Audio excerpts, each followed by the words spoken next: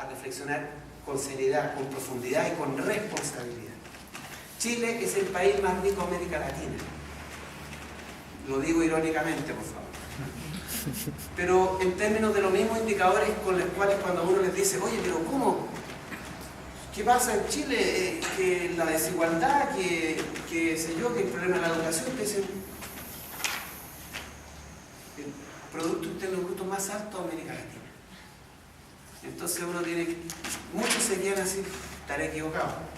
Bueno, somos 7 veces más ricos que en los años 60. Exportamos 80 veces más cobre que en los años 60. 80 veces más cobre. Antes exportábamos 500 millones de dólares. Hoy día estamos en los 44.000 millones de dólares. 80 veces más. 7 veces más ricos. Apenas hemos duplicado la población de estudiantes. Y no podemos pagar la educación. No podemos dar y conceder el derecho a la educación. Por regla de 3 simple, uno concluye que nos están...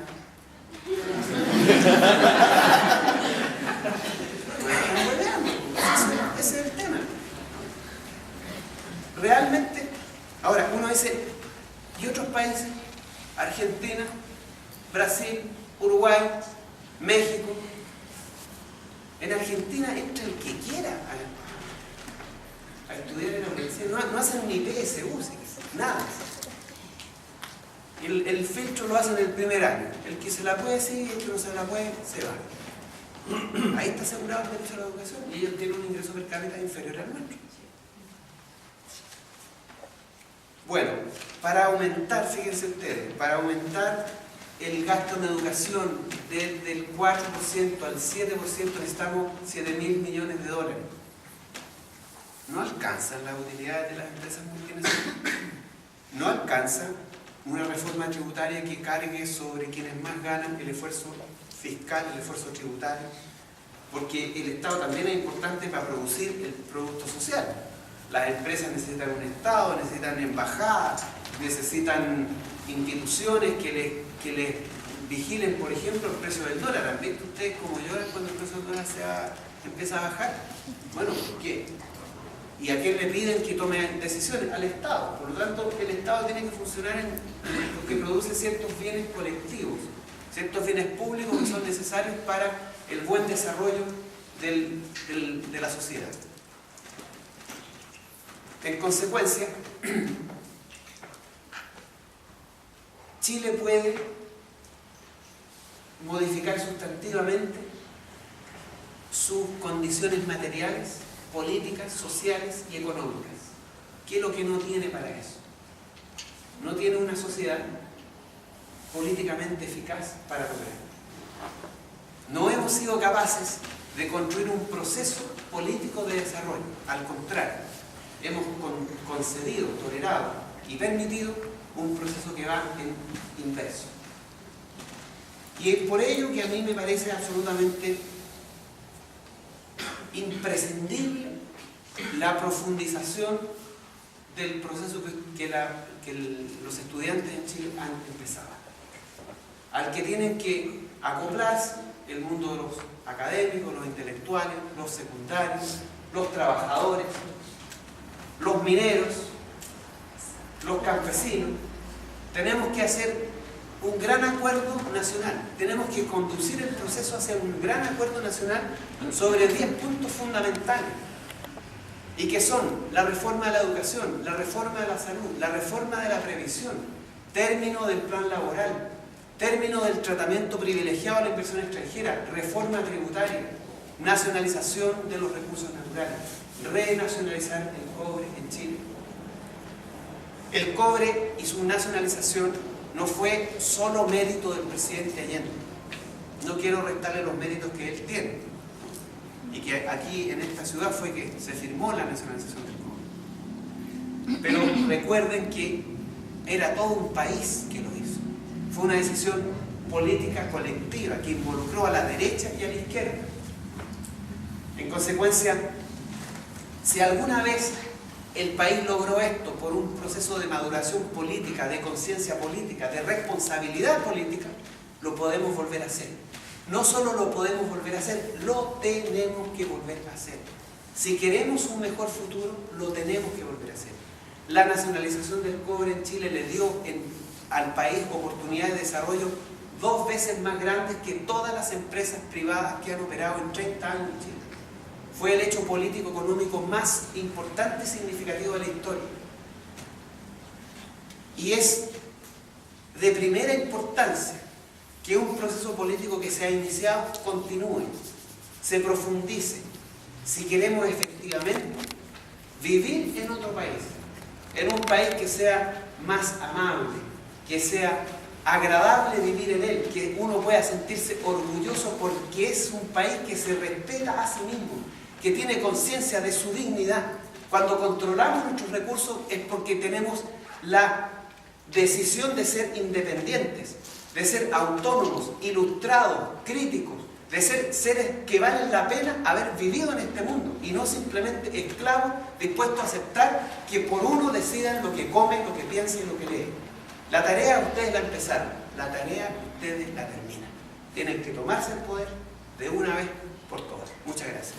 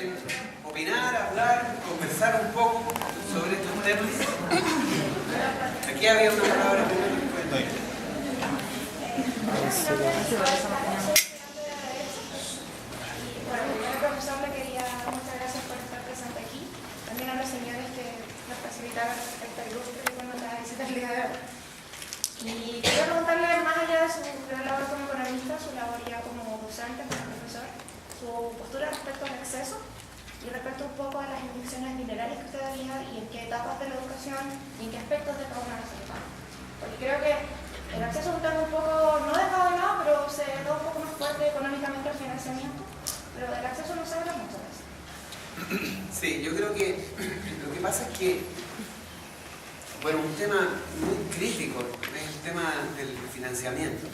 Y ese es como, por decirlo así, siempre ha sido el escollo a cualquier proceso de cambio en materia de educación. Y yo creo que este movimiento ha logrado romper con esa limitación, porque ha sido capaz de instalar en el discurso y en el debate. Yo recuerdo de cuando empezó este movimiento, los periodistas insistían mucho en este tema. Que esto es, me acuerdo una vez, entrevistaron a unos especialistas en educación, decían que financiar la educación gratuita era populismo. Ya se acabó eso, se han dado cuenta que nunca más hablan de eso, como que ya está instalado el tema de que Chile no gasta en educación simplemente porque quiere, y hasta el mismo Piñera, cuando saca esa cifra de 4.000 millones de dólares, uno dice, esto se logró. Logramos romper esta lógica de que no se puede y que lo tenían completamente instalado en el ideario del debate, ¿no? Como que los estudiantes pedían esto, pero como que era utópico, que era imposible. Hoy día está claro que eso no es posible. Ahora, hay una tarea muy grande. O sea, ¿qué vamos a hacer si decidimos como país, y que tenemos que decidir, aumentar los recursos de la educación, cómo los gastamos? Yo particularmente pienso que el acceso tiene que ser, obviamente, gratuito, el acceso, el precio del arancel cero, ¿no? Y que hay que buscar mecanismos para que todos puedan acceder, todos puedan acceder. Ahora, no va a ser posible, porque hoy día como ayer, la educación, los que pueden acceder a la educación superior siempre son de sectores más altos, pero no es culpa del sistema educacional.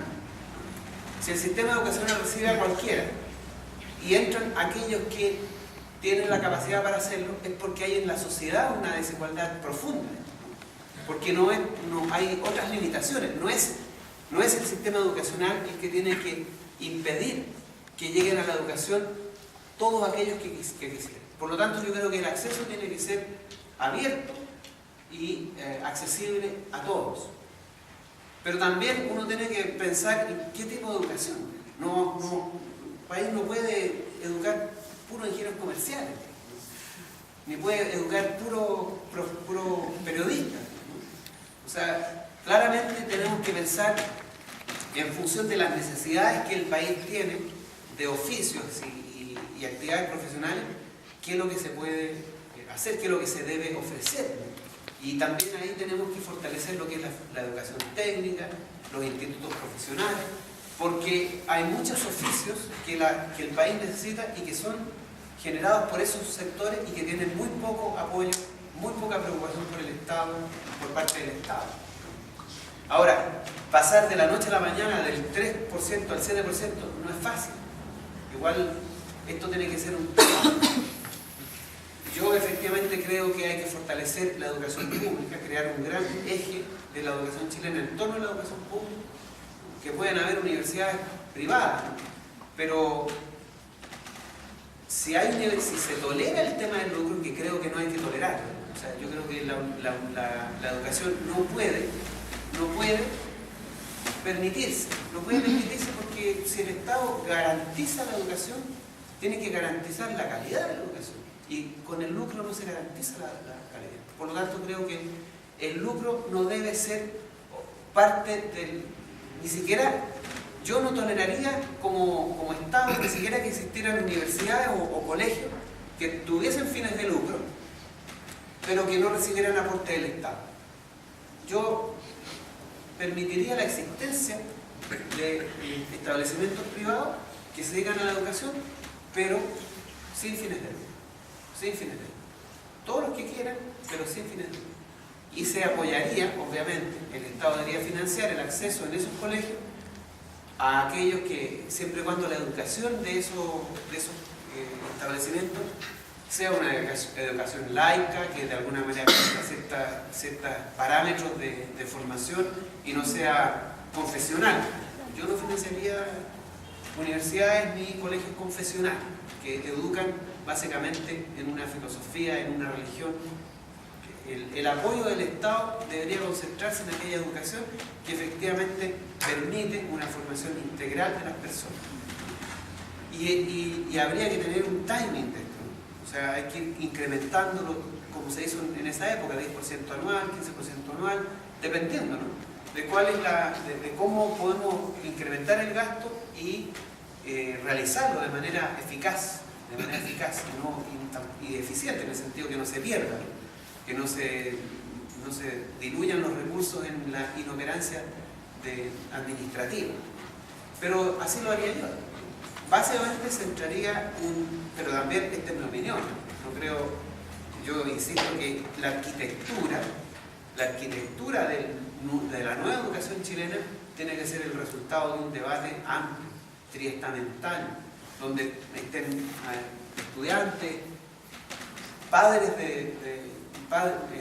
y apoderados, profesores, autoridades, especialistas. La nueva arquitectura no va a ser fácil diseñar, pero en líneas generales, acceso gratuito, amplio para todos y sobre la base de un sector público contundente, sólido, abierto, en el que cualquier persona puede estudiar y a través de ese sistema tener la certeza, como fue en el pasado, de que va a poder desarrollarse como persona, educarse y tener acceso a una buena vida. Eso es lo que yo haría. Atrás había... Bueno, antes que todo, ¿no es cierto? Gracias por la conferencia. Mi nombre es Patricio Peñagrillo, soy profesor ahora de la Universidad Católica del Norte, filósofo. Yo como... por eso ser filósofo. En estos tiempos no creo que sea tan mal tampoco. Bueno, como profesor, yo no sé si habrá otro profesor acá en la Católica, como profesor y como papá también, yo estoy con el movimiento de los estudiantes. Y además, una de las formas que he tenido, ¿no es cierto?, de mostrar este apoyo ha sido a través de las columnas de opinión en algunos medios de comunicación, tomando el tema del endeudamiento, el tema del lucro.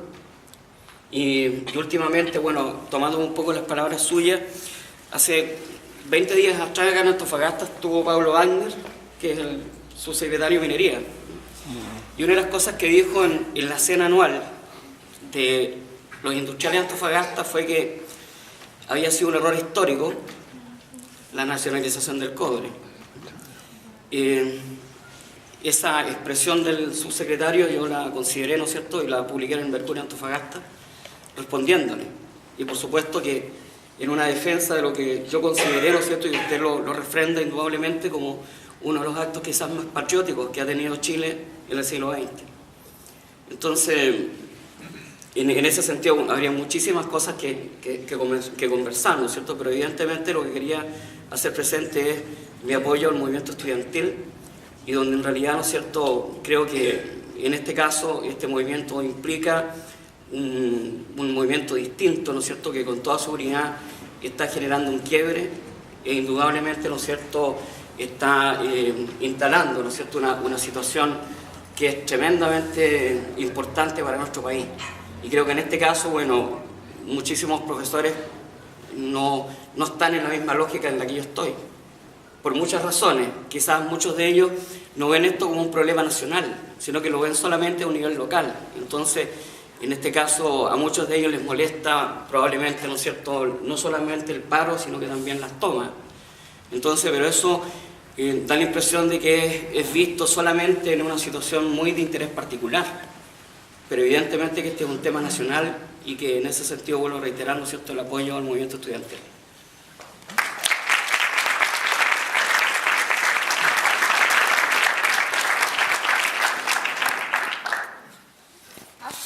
Hace años, muchos años atrás, cuando comenzaron a llegar las grandes transnacionales a Chile, las transnacionales mineras, el principal argumento que se utilizó fue que Chile no tenía el grado suficiente de industrialización para poder generar nosotros nuestra propia minería. Y resulta que ese actualmente todavía es un argumento, considerando que Chile ya tiene el capital humano y ya tiene, por así decirlo, las lucas para poder generar industrialización y para poder renacionalizar los recursos del cobre. Y sobre lo que usted hablaba del tema de que se está hablando de que baja la ley del cobre, un profesor del Departamento de Economía dio una charla hace poco y claro, pues él hablaba de que en algunas mineras están exhibiendo las pilas de baja ley y que yo lo viví personalmente porque yo estudio geología. Estuve en una minera en el verano y justamente se le está dando principal prioridad a las pilas de baja ley y todo el mundo se pregunta por qué, y creo que ahí está la respuesta, el tema comunicacional de que pucha, está bajando el precio del cobre, así que hay que empezar a entregarlo. Yo creo que no nos debemos dejar engañar por ese tipo de patrañas.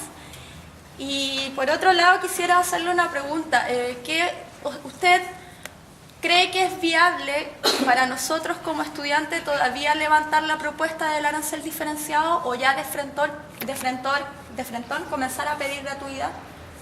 Yo no plantearía nunca más el tema del arancel diferenciado. No.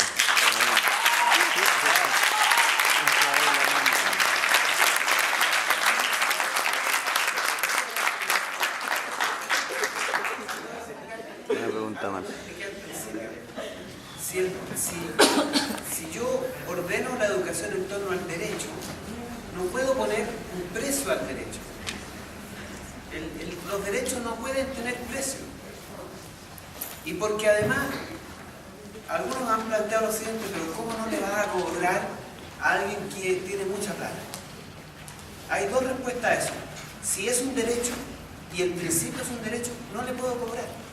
Esa es una razón filosófica. Pero hay una razón también técnico-económica. Si su familia paga impuestos y paga en función de sus ingresos, esa familia no solo va a pagar por la educación de sus hijos, sino que también está pagando por la de otros. Si paga efectivamente su impuesto. Porque, insisto, aquí no es gratuidad o costo o pago por la educación. Aquí es el modo en que la financiamos, es un modo, la forma. No es que es gratis, insisto, la educación nunca ha sido gratis. En ninguna parte del mundo, ni en el Chile de ahora, ni en el Chile de ayer fue gratis. La diferencia es cómo la pagamos. Y si yo la pago con un sistema tributario, en donde el mayor aporte lo hacen quienes más ganan, y los que no tienen acceso a un nivel de ingreso suficiente no pagan impuestos porque están exentos de una parte del pago de impuestos. Entonces estoy haciendo una distribución del costo de la educación, donde los que más ganan aportan más. Por lo tanto, a mí no me preocupa que no se le cobre a alguien que esté en el 10% más rico, porque si paga sus impuestos, genera los fondos necesarios para financiar la educación y lo genera más que un obrero. Si alguien que está en el 10% más rico paga el 40% de su ingreso en impuestos y el que está en la escala más inferior no paga impuestos, entonces esa persona en el sistema educacional está recibiendo un subsidio por parte de los que más ganan. Y entonces en ese sentido a mí me parece de justicia que el hijo de un empresario que tiene muchas lucas pueda acceder gratuitamente a la universidad sin pagar arancel, pero pagando sus impuestos. Y el arancel diferenciado yo no concuerdo con eso, porque me parece que es una cosa, es como un arreglín de lo que estamos ahora. Mejorarlo un poquitito, ¿no? Que los aranceles para los más pobres sean más bajos, para los ricos un poco más altos. A mí no me parece. Si el punto es que la educación, no puedo cobrar yo un precio por la educación. Lo que hago con eso es limitar el derecho. Y si yo quiero asegurar el derecho, pues entonces tengo que cobrar cero por la educación. Arancel cero, costo máximo posible. Inversiones del Estado en eso. No porque yo solamente quiera darle a los estudiantes el derecho, porque se lo merecen, porque hay un principio de responsabilidad, y si la sociedad como un todo elige que haya más seres vivos, entonces la sociedad como principio tiene que, como principio de responsabilidad, asegurar que la nueva vida tenga las condiciones apropiadas para su desenvolvimiento. Y dentro de esas condiciones apropiadas está la educación. Por el principio de la responsabilidad, además, la educación tiene que ser de acceso gratuito. ¿No? Pero no solamente por eso, porque si yo quiero construir una sociedad con un estado superior de existencia, tengo que convertir a aquellas personas que son seres básicos y primitivos cuando uno nace en un ser ilustrado, crítico, autovalente, multifacético, creador. Porque yo construyo estados superiores de existencia cuando mi población, cuando mi gente está en un estado superior. Es un ser más complejo, más diverso. Y eso se hace con la educación. Por lo tanto, si yo quiero un mejor país, no puedo cobrar por la educación. No puedo. Es algo que no se justifica. El cobro de la educación es cuando yo quiero hacer negocio con la educación. Es punto. No es el método de financiamiento de la educación por aranceles, básicamente un tema de negocio, no un tema de derecho. Y en ese sentido, a mí me parece que el lucro no puede ser, ni siquiera en medida menor, parte del proceso, de la forma en que yo ordeno la educación, y por supuesto no puedo cobrar arancel. Y yo abogo por un financiamiento público de la educación a través de un sistema tributario donde existan cobros importantes de royalty a las empresas multinacionales que operan acá, o derechamente la nacionalización, que obviamente yo prefiero al sistema de los royalties. ¿Alguien había ahí? Profesor, bueno, le agradezco primero que todo su asistencia aquí y usted está haciendo la charla. Bueno, y la pregunta, sin duda se ha instalado una discusión de que los recursos para la educación tienen que venir por parte del cobre, ya sea por mayor royalty o como usted propone la nacionalización.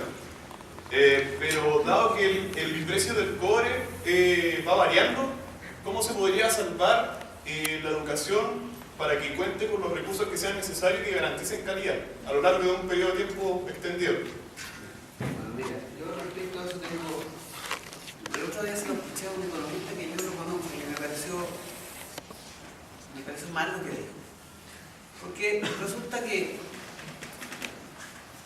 el cobre, como cualquier actividad productiva, tiene sus ciclos. O sea, si yo quiero financiar con impuestos la educación, también va a ocurrir lo mismo. En algún momento el precio de la celulosa se puede ir abajo, entonces los impuestos que pagan las empresas forestales son menos, la actividad de distintas... Todos los negocios tienen su ciclo y eso impacta en la recaudación tributaria. Ahora, yo no he dicho que haya que sacar el financiamiento de la educación del cobre. Yo lo que he planteado es que es una de las fuentes de financiamiento. Es una de las fuentes. Una parte del cobre podría usarse para, porque también tendría que usarla para salud, para educación, para financiar todos los bienes públicos que se requieren. Lo que yo he planteado es que el Estado, la sociedad como un todo, tiene que rediseñar la forma en que gasta su riqueza, que incluye el cobre, que incluye la celulosa, los salmones, las forestales, etc. Tenemos que rediseñar la estructura tributaria. Y la estructura tributaria es quiénes son los personas y sectores productivos que aportan al gran fondo común que gasta el Estado en distintas cosas. Y eso siempre va a estar afecto al ciclo de los negocios, ya sea el del cobre, de la celulosa, de la industria pesquera, etc. Siempre. Por lo tanto, lo que uno plantea no es una solución para toda la vida, ¿no? Porque no existe eso. No hay nada cierto sobre lo que pasa con la economía. Mañana se acaba el cobre o sustituyen el cobre y todo lo que yo he dicho sirve para nada, ¿no? Como pasó con el salitre, y va a pasar con el petróleo, y va a pasar con los salmones. O sea, con toda actividad productiva que genera las lucas para financiar la educación, la salud y la vivienda, está afecto al ciclo de los negocios. Pero yo no planteo lo del cobre solamente. Yo he dicho que es los distintos mecanismos que existen para financiar la educación son nacionalización de los recursos naturales, reformas tributarias, reducción del gasto público en defensa y aumentar fíjate que bajando un punto el gasto en defensa, tú tienes cubiertas las necesidades de educación superior en Chile, solo con un punto. Porque pasarías de 1,3, 1,4 a 1,5, que es más o menos lo que gastan los países de alto desarrollo en educación superior. Por lo tanto, el tema acá no es el cobre. Ahora, otra cosa que es importante decir, cuando uno explota recursos naturales de manera racional e inteligente, ¿qué es lo que hace? ¿Cuál es la recomendación de política? Se supone que un recurso natural no renovable se acaba. Entonces, una autoridad responsable de los ingresos, ¿qué es lo que hace? Tendría que calcular qué parte de lo que yo estoy ganando hoy día con el cobre tendría yo que invertir en otra actividad. Por ejemplo, irrigación del desierto. Por ejemplo, energía solar. De tal manera que de esto que yo estoy generando como ingresos del cobre, debería invertirlo en otra actividad, creando la infraestructura, la capacidad productiva, para que cuando se me acabe el cobre, yo tenga un reemplazo. Así se administran los recursos no renovables de manera sustentable. Generar las inversiones necesarias que me permitan sustituir lo que hoy día genera el cobre como generador de ingresos por otra actividad. Y eso puede ser energía solar, irrigación del desierto, inteligencia, capacidad profesional, productiva, especialista en distintas áreas. Cuando yo estoy cambiando cobre por educación, estoy invirtiendo en formas futuras de sustituir el cobre como generador de ingresos. ¿Me entiendes? No sé si contesto la pregunta, pero más o menos por ahí. Hay un tema, no se puede estar equivocado desde el punto de vista económico, pero si tuviésemos también la posibilidad de nacionalizar el cobre, obviamente Chile es uno de los productores más importantes de cobre, por lo tanto podríamos también regular el tema del precio. Y eso significa que en algún momento, si el precio del cobre empieza a bajar, uno baja los niveles de producción, por ejemplo, y vuelve a subir el precio. O sea, también un tema que uno podría también conducir es una política de Estado sobre la minería y con los niveles de producción que tenemos en Chile, de producir cobre, definitivamente podemos tener algo muy similar a lo que es el cartel que tiene hoy día esta gente de la FED. Bueno, de hecho Chile tiene más cobre en el territorio que lo que todos los países de la OPEP tienen de petróleo. Por lo tanto, podemos controlar el precio. Y de hecho, lo que ocurrió cuando se produce la desnacionalización del cobre en Chile, se hizo de manera tan desastrosa que se permitieron inversiones extranjeras que bajaron el precio del cobre de manera brutal. Y Codelco llegó a menos de 500 millones de dólares de aporte al Estado por la caída del precio del cobre. Entonces, con el control además siendo el cobre un recurso estratégico que no es fácil de sustituir y está metido en absolutamente todo el desarrollo de la tecnología moderna, muy probablemente uno puede pensar que en un horizonte de hasta 50 años en donde el precio del cobre debería estar bastante alto. Por lo tanto, tenemos un gran horizonte de tiempo para una parte de esta riqueza invertirla en sustituir cuando el cobre se acabe por otra actividad. Y eso es lo que hacen los países de alto desarrollo. O sea, cuando los países de alto desarrollo acabaron ya sus recursos y hoy día sin recursos están produciendo. ¿Por qué? Porque tienen otras formas de generar riqueza que las han construido y producido a través de lo que fue la explotación de sus recursos naturales. Había una... No tenemos ni agua. Ya no veo nada, por si acaso. No, lo que pasa es que ha habido como un mito de que si la educación es gratuita para todos, se van a copar los campos profesionales porque va a haber mucha gente trabajando. Pero ¿qué pasa? Que también dentro de todo dentro de todo el proyecto estudiantil, esto más que ser eso, es un proyecto social que se va construyendo. Entonces, si nosotros lo pensamos desde el punto de vista de la calidad y también para qué nosotros nos estamos formando como estudiantes y futuros profesionales, es para trabajar y para servirle al mercado. Pero si nosotros pensáramos la educación como un puente para servirle, sino que para trabajar por la sociedad y por una sociedad más justa y para trabajar por eso, también se ampliaría, no se extendería el campo profesional, porque habrían otros lugares. Yo, por ejemplo, estudio periodismo y la única forma, los únicos espacios de trabajo que nos dan es trabajar en una minería o trabajar institucionalmente para el Estado o para un medio de comunicación. Y sabemos a quiénes les sirven los medios de comunicación y los periodistas que trabajan para el Estado. Pero ¿qué pasa con los medios independientes? Con los centros de investigación. No hay plata para eso. O sea, a uno no le van a pagar una remuneración por trabajar en eso. Sin embargo, si existiese un proyecto social, eso se logra solamente con presión de la ciudadanía, con presión de nosotros mismos. Porque si al final nosotros estamos estudiando, va a ser para poder trabajar en algo que queramos, en algo que nos guste, y no para que nuestro trabajo sea vendido, prostituido, como es el periodismo actualmente, para las grandes empresas o para las mineras, por ejemplo. Entonces yo creo que nosotros no solamente tenemos que replantearnos el financiamiento y de la educación y el tipo de acceso, sino también cuando podamos obtener esa demanda, ¿qué más vamos a pedir? ¿Cómo vamos a seguir sosteniendo esto? ¿Lo vamos a hacer a través de una asamblea constituyente? ¿Vamos a seguir haciendo presión social, movilizaciones? Porque esto no se puede quedar en una toma ni que nos solucione, por ejemplo, un tema de arancel diferenciado. Si nos dan arancel diferenciado sería lo mismo de hace 20 años atrás. Al final se va a seguir pagando la universidad, pero no hay un cuestionamiento crítico hacia la sociedad o hacia lo que nosotros vamos a hacer cuando salgamos de la universidad. ¿Qué vamos a hacer? Vamos a ir a los que trabajan para ingeniería civil, van a trabajar en las mineras, a seguir reproduciendo el mismo sistema de explotación, el mismo sistema de dominación que ha imperado durante todos estos años desde la dictadura. Entonces, tenemos que cambiar la visión de nosotros como estudiantes y futuros profesionales, qué es lo que queremos.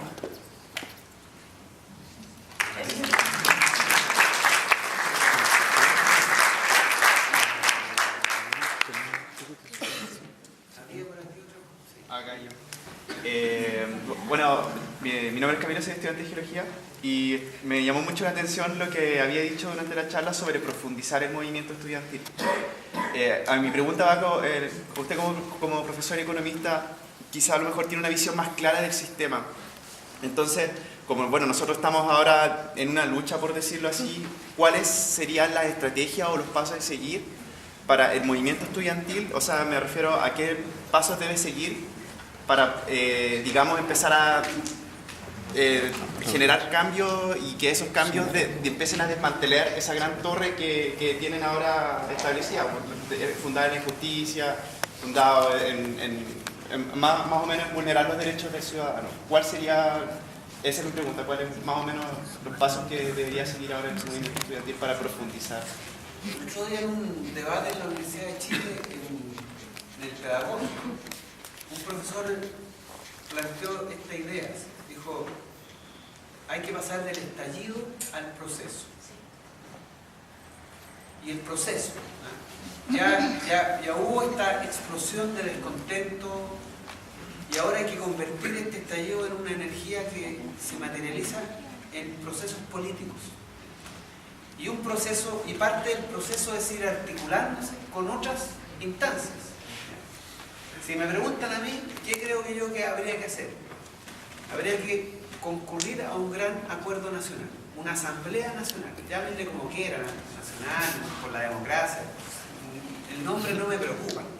A mí lo que me gustaría es un grupo, una articulación donde estén los estudiantes, secundarios y universitarios, los académicos, los profesores, los trabajadores mineros, los trabajadores pesqueros, los trabajadores portuarios, donde concurran los funcionarios públicos, los funcionarios de la salud, donde esté representada la fuerza viva de la sociedad. En un gran acuerdo nacional hay que ponerse las principales metas que va a empujar este acuerdo nacional. Y ahí hay dos caminos a seguir y hay que ver cuáles son el más eficaz. Uno más institucional, es decir, construir una nueva fuerza política. Y eso es urgente, porque ni la concertación ni la alianza son alternativas, no representan a nadie, no pesan políticamente en absoluto. Hoy día tenemos representantes ilegítimos, y eso es muy importante. Aquí hay ilegítimos representantes. Por lo tanto, hay un camino institucional, construir una fuerza política que levante candidatos para las próximas elecciones de senadores, diputados y obviamente presidenciales, ¿no? Y sacar a toda esta gente, reemplazarlos. Y reemplazarlos por nuevos liderazgos. Y esos liderazgos pueden perfectamente emerger del mundo estudiantil. Yo les digo, ustedes piensen que la independencia de América la hicieron puros cabros de 30 años. Bolívar tenía 28, 29 años cuando empezó a hacer las luchas por la independencia. Y la hicieron solos. No hubo ningún apoyo ni del Imperio Británico ni del Imperio Francés. A puro caballo sacaron al más poderoso imperio de la época del territorio latinoamericano. Gesta épica, reconocida incluso por los norteamericanos. Ni siquiera la independencia norteamericana tuvo los rasgos épicos que tuvo la independencia latinoamericana, que fue a puro ñeque, como se dice, a puro ñeque. Lo hicieron cabros jóvenes. Aquí hay que levantar institucionalmente candidaturas en todas las circunscripciones del país por un movimiento articulado en torno a ciertas ideas básicas. Ese es un camino. Y el otro camino es profundizar el desgobierno. Si tenemos la fuerza para movilizar el paro nacional, la protesta, hasta la abdicación del Ejecutivo, digo abdicación porque no son democráticamente representantes nuestros, son reyesuelos, ¿no? Y tiene que abdicar el reyesuelo y también su aristocracia parlamentaria. Estos parlamentarios que no son políticos, sino que simplemente son cortesanos, que expresan genuflexión ante el poder, hay que reemplazarlos. ¿Quién cree ustedes que hicieron la reforma agraria, la sindicalización campesina, la chilenización del cobre? Nuevas generaciones políticas. Eso es lo que hay que hacer. Ustedes tienen que empujar esto hasta reemplazar la actual dirigencia política y concurrir hacia un nuevo estado de representación. Ese es el camino, creo yo, ese es el que a mí me gustaría, y creo que si no lo hacen ustedes, lo van a hacer otros, pero lo van a hacer. Como decía la gente, significar, hace tiempo atrás yo hablaba con un académico de periodismo tablar y él me decía que él no estaba de acuerdo con la toma de los estudiantes, porque uno está reclamando contra las instituciones privadas, ¿verdad? Me decía que, ok, está mal que nosotros como países latinoamericanos seamos la estructura de países como Estados Unidos, etc. Mi pregunta va a que él me decía, si uno se va en contra de eso, la economía chilena sufriría gran cambio negativo. Pero escuchando a usted que decía que en impuestos y elevar el impuesto, yo le podría responder que no es así. Entonces, es tan como decir que si yo me voy contra ellos, contra la empresa privada, ¿habría un cambio negativo en el país? ¿O no? Bueno, mira, ellos no van a dejar el negocio de manera amorosa. No van a decir, en realidad tienen razón ustedes. No hemos sacado mucha plata. Sí, nos vamos tranquilos que no va a ser así. La batalla la van a dar y no va a ser fácil esa batalla. Aquí hay acuerdos internacionales que se han firmado con ellos. Hay que hacer una gran lucha y una gran batalla judicial internacional, internamente también. Pero yo de verdad pienso que el impacto económico negativo al país no debería esto tener. Al contrario, deberíamos tener beneficios. Quizá en un principio se podría desorganizar el proceso y muchas inversiones se puedan ir o no lleguen. No sé cómo hacer esa dinámica, pero también depende cómo se ordene el proceso, ¿no? Porque ellos tampoco se van a ir de la noche a la mañana, ellos están ganando mucho dinero, tienen sus instalaciones, van a tener que negociar la salida. Por lo tanto, a mí me parece que, mira, ¿sabes lo que pasa? Que aquí en toda esta historia se sienten demasiados temores, se infunde miedo, se dice esto sería terrible, sería la acabose. Pero si uno lo piensa honestamente, ¿por qué? Así, dime por qué. A ver, hagamos un ejemplo. Nacionalizamos el cobre. ¿Qué significa nacionalizarlo? ¿Sí? Significa decirle, señores, ustedes tienen plazo de 3 meses para abandonar la producción y traspasarnos la infraestructura y los procesos productivos. No se van a llevar a los trabajadores, no se van a llevar a los gerentes, no se van a llevar las instalaciones. ¿Qué se pueden llevar? ¿Qué es lo que se van a llevar? Al presidente del directorio. Se lo llevan. Yo pongo otro. A los trabajadores que están acá no se van a ir, van a seguir trabajando. Entonces, ¿qué se van a llevar? La plata. Bueno, no me interesa que se lleven la plata. La plata que han traído se la hicieron con crédito. Yo puedo conseguir crédito afuera y ahora no necesito crédito para hacer estas inversiones. Y si me falta algo de plata, pues lo saco de la AFP. ¿Sabes cuánta plata tenemos en la AFP? 150.000 millones de dólares. Podríamos reemplazar a toda la inversión extranjera y multiplicarla por 5 con los fondos de la inversión de la AFP. O sea, también depende de cómo nosotros implementamos el proceso. Pero honestamente, ¿qué va a perder Chile si yo nacionalizo la minera escondida? ¿Qué va a perder? Los trabajadores no se van a despedir, van a estar los gerentes, van a estar los técnicos, van a estar las plantas de producción, van a estar los insumos. ¿Por qué va a dejar de producirse eso? No nos van a dejar de comprar el cobre en ninguna parte, porque el cobre es crítico, fundamental y está en Chile. Entonces, honestamente, yo puedo suponer que hay algunos desajustes que se puedan producir en el proceso, pero piensa tú que los bolivianos nacionalizaron el gas y los venezolanos el petróleo. ¿Y qué pasó? Aparte de demonizar a Chávez, siguen comprando el petróleo. Hasta lo recibieron con aplausos y abrazos en Estados Unidos cuando el huracán Katrina dejó la vendalada y fue Chávez que les puso como 5 millones de dólares en petróleo para ayudar a la reconstrucción. Entonces, mira, yo sobre esos temores no me haría cargo. No me haría cargo. Porque además mucho va a depender de cómo se haga. O sea, aquí no vamos a entrar a balazos, a sacar ni vamos a entrar con guadañas. Tiene que ser un proceso reflexivo, un proceso civilizado, en donde se producen negociaciones y acuerdos y se discute el proceso de cambio. Bueno, Ya se hizo noche. Pero aunque es noche en esta sala, es luz en la patria, ¿no? Hay esperanza.